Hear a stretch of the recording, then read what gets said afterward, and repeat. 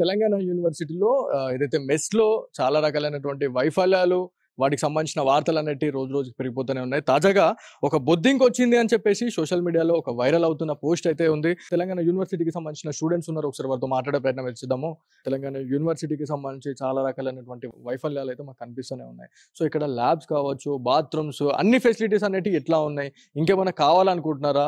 State గవర్నమెంట్‌కి ఏం demand చేయాలనుకుంటున్నారు మీరు? ఫస్ట్ మేము స్టేట్ గవర్నమెంట్‌కి ఏం డిమాండ్ చేయాలనుకుంటున్నామంటే వైస్ ఛాన్సలర్ కావాలి.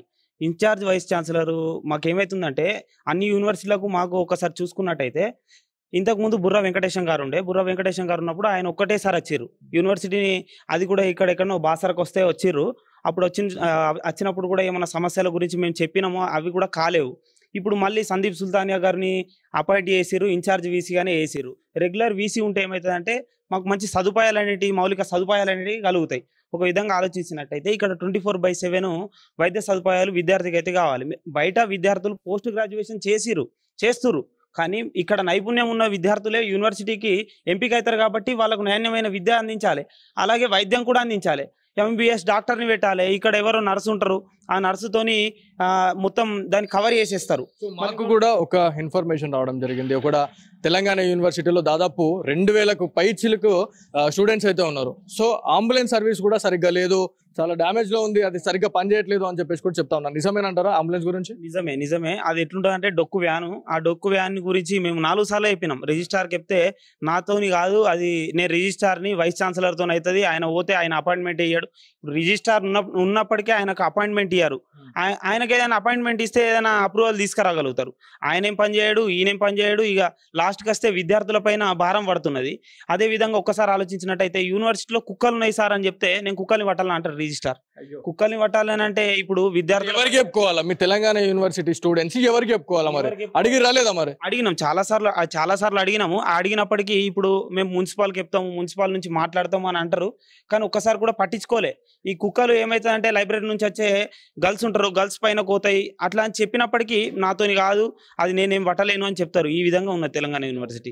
తెలంగాణ యూనివర్సిటీలో గర్ల్స్ కి సంబంధించి కూడా ఒక హాస్టల్ కావాలి అని చెప్పేసి చాలా రకాలైనటువంటి ధర్నాలు చేశారు, రాష్ట్రోకలు చేశారు. సో ఇది ఎంతవరకు వచ్చింది? ఇంకేమేం కావాలనుకుంటున్నారు మీరు కూడా?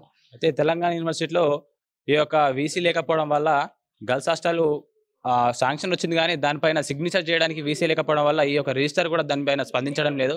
అలాగే కొత్త గర్ల్స్ హాస్టల్ కావాలన్నప్పటికీ కొత్త వీసీ వచ్చినప్పుడే దీన్ని మనం పనిని ప్రారంభిస్తామని చెప్తున్నాడు. అలాగే ఎంసీఓ బిల్డింగ్లో చూసుకుంటే వాళ్ళు పైథాన్ జావా నేర్చుకునే స్టూడెంట్స్కి, విద్యార్థులకు కనీసం సిస్టమ్ సౌకర్యం లేదు. దానిపైన రిజిస్టర్గా ఎన్నిసార్లు చెప్పినా కానీ వీసీ లేడు, నేనేం చేయలేకపోతున్నాను చెప్తున్నాను. అలాగే విద్యార్థులు చాలా మంది నేషనల్స్లో క్రికెట్ ఆడేవాళ్ళు, స్పోర్ట్స్ ఆడేవాళ్ళు ఉన్నప్పటికీ కూడా వాళ్ళకు మౌలిక సదుపాయాలు అందిస్తలేడు ఈ యొక్క రిజిస్టర్ కూడా.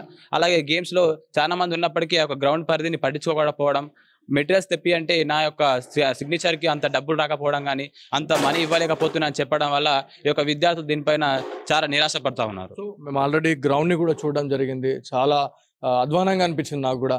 సో అధికారుల దృష్టికి మీరు తీసుకెళ్తా ఉన్నారు, వాళ్ళు అసలు రిసీవ్ చేసుకుంటున్నారా? మీ గోడు విలిపించుకుంటున్నారా లేదా అసలు?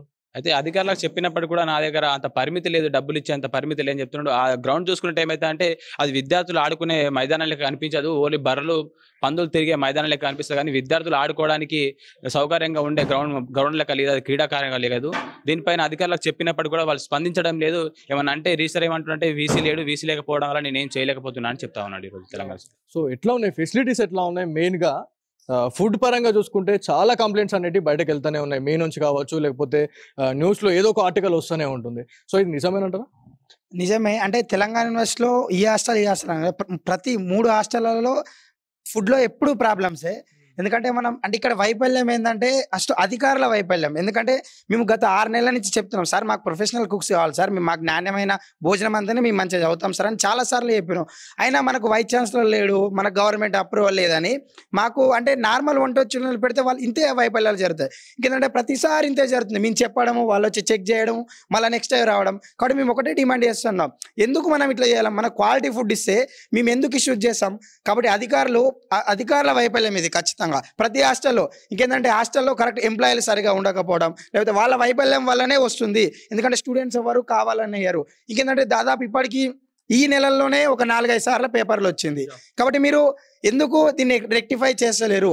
మీరు పురుగు రాగానే మీరు వచ్చి చెక్ చేయడం కాదు, పురుగు రాకుండా చూడాలి, అప్పుడైతేనే మాకు కరెక్ట్ భోజనం అందిస్తారు. నిన్న జరిగిన దాంట్లో కూడా బొద్దింక వచ్చిందని అని చెప్పేసి అంటున్నారు. కొంతమందిని అడిగితే మాత్రం అసలు బొద్దింక కాదండి అది ఇది అని చెప్పేసి చెప్తా ఉన్నారు. బొద్దింకనా కాదా? అది అంటే బొద్దింకనో ఏదని కాదు, పురుగు వచ్చింది. బొద్దింక వచ్చినా పురుగు వచ్చినా ఏదైనా కీటకం. ఎందుకంటే విద్యార్థులు తినేది నాణ్యమైన భోజనము. బొద్దింక రాలే పురుగు వచ్చిందంటే పురుగు ఏమన్నా మంచి పౌష్టికాహారమా? కాదు కదా. కాబట్టి మీరు అది కూడా అందించాలి. కాబట్టి నాణ్యమైన భోజనం అందించండి, నాణ్యమైన విద్యించండి, అప్పుడే తెలంగాణ యూనివర్సిటీ బాగుపడుతుంది, మేము ఉన్నత శిఖరాలకు వెళ్తాం. వార్డెన్స్ కూడా సరిగ్గా ఉండట్లేదు అని చెప్పి చెప్తా ఉన్నారు. ఇది కరెక్టేనా, నిజమేనా? ఇక్కడ మీతో ఉంటున్నారా అసలు లేదా? అంటే వార్డెన్స్ ఉండడం అంటే వైఫల్యం కూడా వార్డెన్ కాదు. ఎందుకంటే వాళ్ళు పార్ట్ టైం వార్డర్స్, వాళ్ళు క్లాసెస్ చెప్పేటోళ్ళు. ఇక్కడ అధికారులకు మేము అది కూడా చెప్తున్నాం, ఫుల్ టైం వార్డెన్స్ పెట్టండి, 24 గంటలు పట్టించుకునేటోళ్ళు ఉంటే మమ్మల్ని ఉంటారు. వాళ్ళు క్లాసులు చెప్తారు, అప్పుడప్పుడు వాళ్ళు సమయం ఉన్నప్పుడు వస్తారు, వాళ్ళ సర్వీస్కి బెస్టే చేస్తారు. కానీ ఫుల్ టైం వార్డెన్స్ ఉంటే మాకు కరెక్ట్ న్యాయం జరుగుతుంది. చూడొచ్చు, చాలా రోజుల నుంచి కూడా తెలంగాణ యూనివర్సిటీకి సంబంధించి చాలా రకాలైనటువంటి మనం న్యూస్ అయితే వింటా ఉన్నాము. సో తాజాగా మనం ఇక్కడికి వచ్చినాము ఈ రోజు. అంటే మనం స్టార్టింగ్ ఆఫీస్ నుంచి మనం ఆల్రెడీ ఎంక్వైరీ చేయడం జరిగింది. ఎందుకు ఇట్లా జరుగుతూ ఉంది, అసలు అధికారుల వైఫల్యమా లేకపోతే ఇక్కడ ఎవరైతే స్టాఫ్ కావచ్చు మెస్కి సంబంధించి ఇక్కడ సరిగ్గా లేకపోవడమా అని చెప్పేసి అంటే మాత్రం డెఫినెట్లీ ఒక్కొక్కరి నుంచి ఒక్కొక్క టైప్ ఆఫ్ వాళ్ళు ఆన్సర్స్ అయితే ఇవ్వడం జరిగింది. ఏదైతే అధికారుల నుంచి మనం మాట్లాడితే ఎవరైతే కొంతమంది కక్షపూరితంగానే ఇక్కడ విద్యార్థులు ఇలాంటి వాటికి పాల్పడుతూ ఉన్నారు అని చెప్పి చెప్తా ఉన్నారు. మరొక పక్కన తెలంగాణ యూనివర్సిటీ విద్యార్థులు అయితే ఇది డెఫినెట్లీ అంటే మెస్కి సంబంధించి ఎవరైతే ప్రొఫెషనల్ కుక్స్ని పెట్టినట్లయితే డెఫినెట్లీ వాళ్ళు తగు జాగ్రత్తలు తీసుకుంటారు అని చెప్పేసి కూడా చెప్తున్న సిచ్యువేషన్ అయితే ఉంది. సో తాజాగా నిజామాబాద్ జిల్లాలోనే ఏదైతే తెలంగాణ యూనివర్సిటీలో బొద్దింక రావడం పట్లనైతే చాలా మంది స్టూడెంట్స్ అయితే ఆగ్రహం వ్యక్తం చేస్తూ ఉన్నారు. మరికొన్ని రోజులలో కూడా ఇంకేమైనా చేంజెస్ వస్తాయా లేకపోతే రాదా, లేకపోతే ఒకవేళ రాకపోతే మాత్రం డెఫినెట్లీ మేము రాష్ట్రోకలు కూడా చేస్తాము అని చెప్పేసి తెలంగాణ యూనివర్సిటీ స్టూడెంట్స్ అయితే చెప్పడం జరుగుతుంది. సో సుమన్ టీవీ స్పెషల్ ఫోకస్లో భాగంగా ఈరోజు ఇది ప్రత్యేక కార్యక్రమం.